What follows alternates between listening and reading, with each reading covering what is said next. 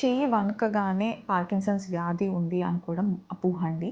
So, వణుకుడు కనిపించింది అంటే దానికి వేరే కారణాలు కూడా ఉంటాయి. దాంట్లో కామన్‌గా వచ్చే కారణం వచ్చి ఎసెన్షియల్ ట్రెమర్స్. ఐయామ్ డాక్టర్ వినూత్న ప్రసాద్ రెడ్డి, కన్సల్టెంట్ న్యూరాలజిస్ట్, వినూత్న Prasad advanced neuro and spine centre, Tirupati. ఇది ఫ్యామిలీలో రన్ అవుతుంది. అండ్ ఈ ట్రెమర్స్ వల్ల మన యాక్టివిటీస్ హిండర్ అవుతేనే వీటికి మనం ట్రీట్మెంట్ చేసుకుంటాం. సో, ఎసెన్షియల్ ట్రెమర్స్ కాకుండా మెటబాలిక్ అంటే కిడ్నీ ఫెయిల్ అవ్వడం ఆర్ లివర్ ఫెయిల్ అవ్వడంలో కూడా మనకి ట్రెమర్స్ లక్షణాలు కనిపిస్తాయి. ఇవి కూడా ఆ కిడ్నీ ఫెయిల్యూర్ స్టేజ్‌ని దాటాక కిడ్నీ పారామీటర్స్ నార్మలైజ్ అయిపోతే ఈ ట్రెమర్స్ కూడా మనకు కనిపించకుండా వెళ్ళిపోతాయి.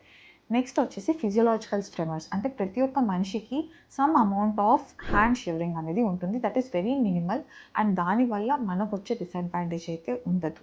ఎప్పుడైతే ఈ ట్రెమర్స్ మన యాక్టివిటీస్‌ని హిండర్ చేస్తుంది, మన డైలీ యాక్టివిటీస్‌ని మనం చేసుకోనీయకుండా అడ్డుపడుతుందో, అప్పుడు ఈ ట్రెమర్స్‌ని మనం సీరియస్‌గా తీసుకోవాలి అండ్ న్యూరాలజిస్ట్‌ని కన్సల్ట్ అవ్వాలి. ట్రెమర్స్‌తో కనుక మీరు బాధపడుతున్నట్లయితే you can contact me at Vinutna Prasad, advanced neuro and spine centre, Tirupati.